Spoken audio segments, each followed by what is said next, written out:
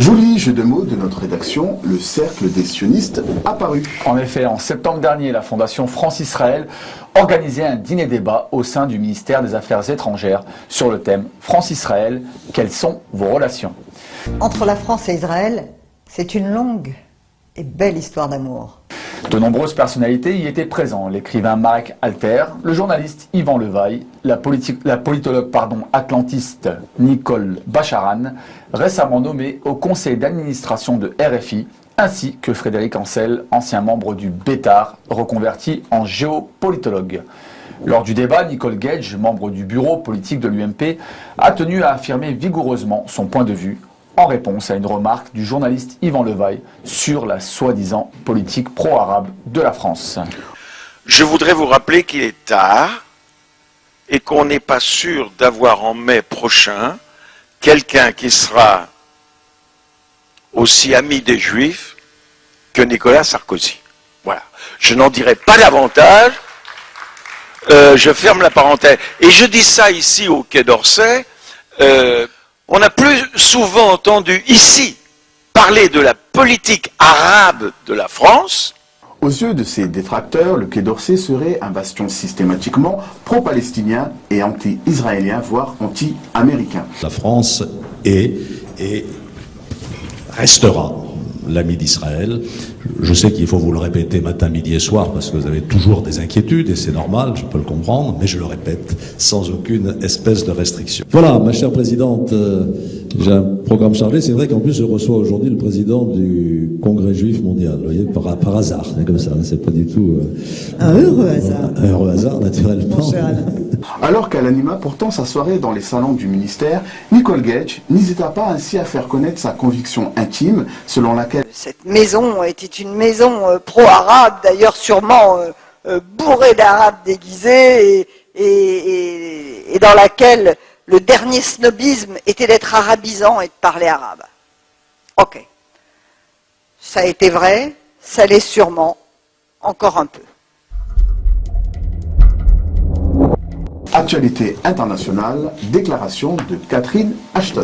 À Bruxelles, cette même Catherine Ashton, chef de la diplomatie de l'Union européenne, recevait des jeunes palestiniens.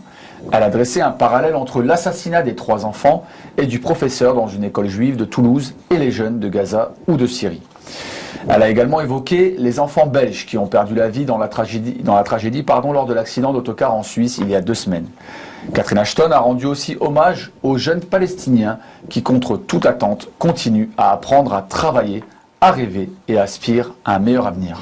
Ces comparaisons ont choqué les médias israéliens qui ont désapprouvé la déclaration de Mme Ashton et l'ont qualifiée, je cite, de scandaleuse, inadmissible, criminelle et antisémite.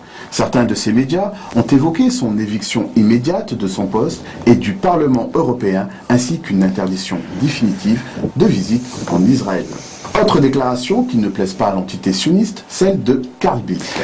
Le ministre suédois des Affaires étrangères estime qu'Israël est le principal danger dans les négociations diplomatiques avec l'Iran sur son programme nucléaire. Lors d'une conférence de presse à l'issue de la récente réunion formelle des ministres des Affaires étrangères de l'Union européenne à Copenhague, le chef de la diplomatie suédoise a demandé à Israël de ne pas mettre des bâtons dans les roues des négociations entre l'Iran et les 5+1. Il a souligné qu'entraver les efforts diplomatiques témoigne de l'irresponsabilité. Le 15 février 2012, l'Union européenne avait reçu une lettre de l'Iran lui indiquant qu'il était prêt à reprendre le dialogue avec les grandes puissances mondiales sur son programme d'énergie nucléaire, tout en soulignant qu'il n'abandonnerait aucun de ses droits. M. Bildt rappelle que, selon les derniers rapports des services de renseignement américains, l'Iran ne mène aucune activité dans le sens de l'arme atomique. Il semble bien que l'argument nucléaire qui poussait à une intervention militaire en Iran soit de moins en moins convaincant et perd de sa crédibilité. Parlons à présent des sanctions contre l'Iran. Les États-Unis ont revu à la baisse les sanctions occidentales imposées unilatéralement contre l'Iran, annonçant qu'il allait exempter 11 pays sur les 23 qui importent du pétrole iranien, ce qui est perçu par des experts comme un revers subi par les Américains sur ce dossier. Le secrétaire d'État, Hillary Clinton, précise que l'exemption américaine sera d'une durée renouvelable de 180 jours. Elle concerne des pays qui ont significativement réduit le volume de leur importation du pétrole iranien. Ce sont les pays les plus industrialisés industrialisées qui sont concernées par cette décision américaine, dont l'Allemagne, la France, la Grande-Bretagne ou le Japon. L'Inde ou la Chine font fi de ces sanctions et importent toujours leur pétrole iranien.